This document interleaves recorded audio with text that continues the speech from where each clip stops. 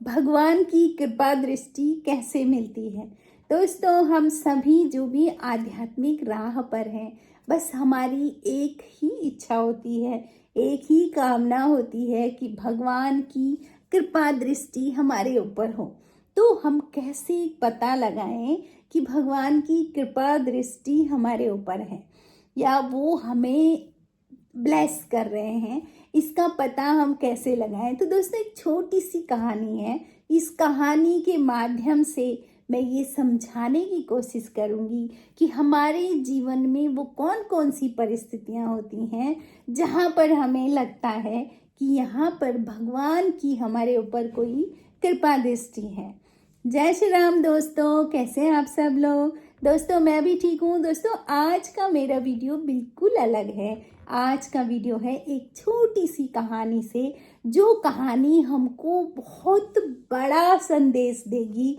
और इस कहानी से हम समझ सकते हैं कि हमारे जीवन में भी वो क्षण, वो पल कौन से थे जब भगवान की हमारे ऊपर कृपा दृष्टि थी। तो दोस्तों, शुरू करते हैं आज का वीडियो। दोस्तों, यदि आपको मेरा वीडियो पसंद आएगा तो मेरे चैनल को सब्सक्राइब करें, मेरे वीडियो को लाइक करें, कमेंट करें और शेयर भी करें।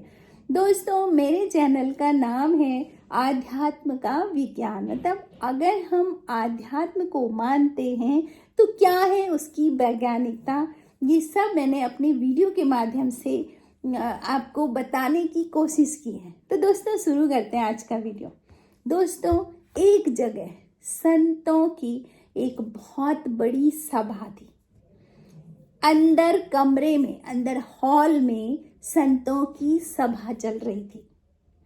उस सभा के बाहर किसी व्यक्ति ने एक घड़े में भर करके गंगा जल रखवा दिया था। क्यों? क्योंकि अगर किसी संत को प्यास लगेगी तो वे इस घड़े से गंगा जल पी सकें। और उस सभागार के बाहर दरवाजे पर एक व्यक्ति को वहां पर खड़ा कर दिया कि ताकि कोई अंदर बाहर जाने वालों पर तुम्हारी थोड़ा नजर रहे। एज अ गेट कीपर उनको खड़ा कर दिया था। अब जो व्यक्ति वहां पर दरवाजे पर खड़ा था, उसने देखा उस घड़े को, जिस घड़े पर गंगा जल भरा हुआ है। तो उस व्यक्ति ने भगवान से बातचीत करके कहा कि हे भगवान, इस घड़े के भी कौन से कर्म हैं, कितने अच्छे कर्म हैं कि ये आज यहाँ पर संतों की प्यास बुझाएगा। इस घड़े में जो जल है उसको संतों का स्पर्श मिलेगा, इस घड़े को भी उनका स्पर्श मिलेगा। ये कितना भाग्यशाली है। काश मैं भी ऐसे ही संतों के किसी काम आता तो मैं भी धन्य हो जाता। अब जब वो व्यक्ति सोच रहा था तो घड़े ने उनकी बात समझ ली, सुन ली है। अब घड़े तक बात पहुंच गई कि तू कितना भाग्यशाली है। अब घड़े ने उनके उस आदमी के भीतर के भाव पढ़ लिए। तो घड़े ने उस व्यक्ति से कहा कि अरे भाई, आज तुम मुझे भाग्यशाली कह रहे हो, मैं तुम्हें बताता हूँ कि मैं क्या था।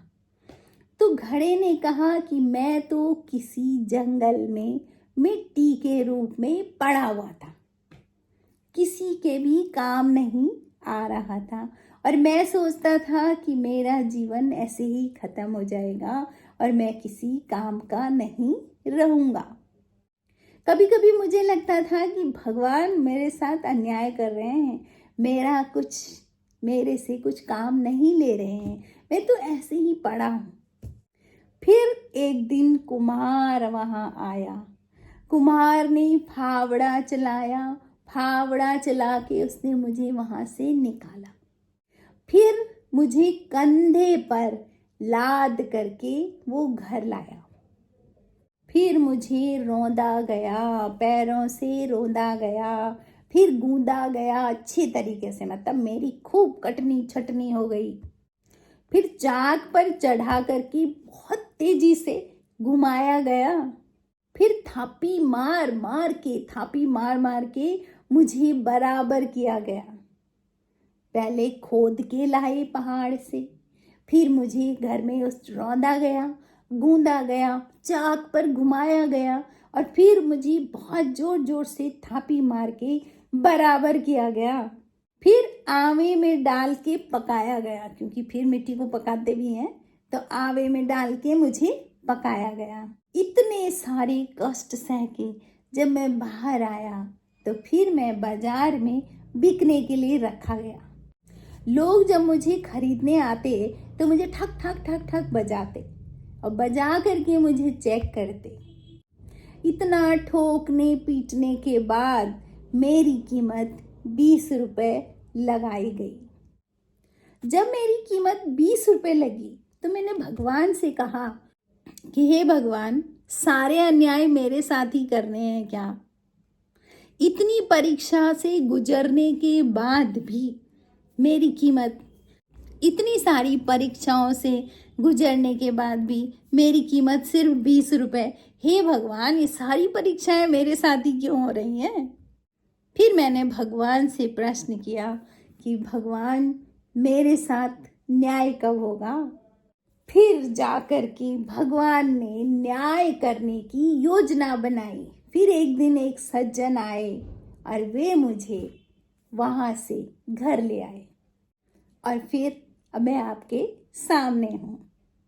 जब ये सब कुछ हुआ, बाद में जब मैं यहाँ पर हूँ, तब मुझे लगा कि वो फावड़ा चलाना, वो रौंदना, वो गूंदना, वो चाक पर घुमाना, वो आवे में पकाना, ये सब क्या था? ये सब भगवान की कृपा ही थी।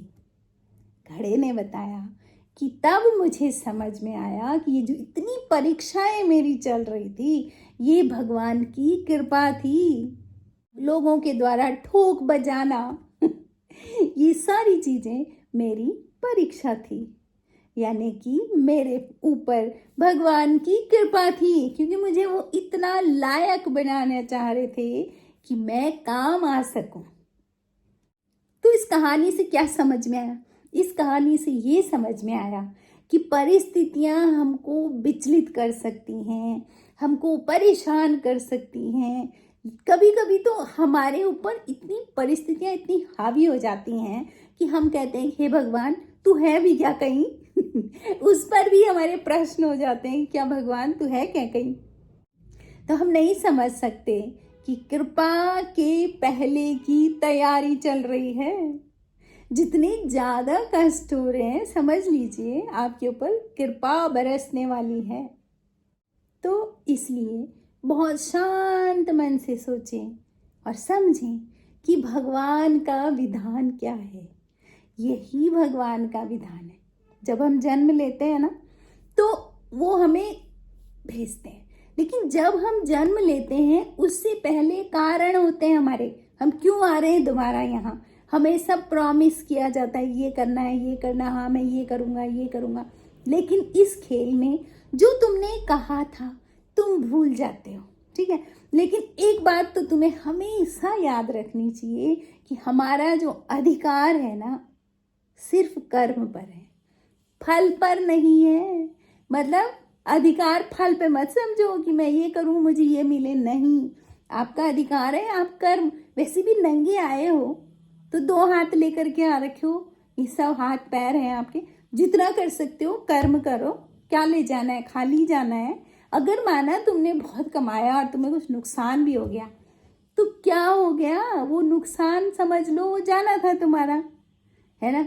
लेकिन जब यहाँ से जाओगे तो नफा नुकसान लेके नहीं जाओगे, ये कर्म लेके जाओगे कि तुमने क्या किया, कैसे किया, परिस्थितियों में कैसे डील किया।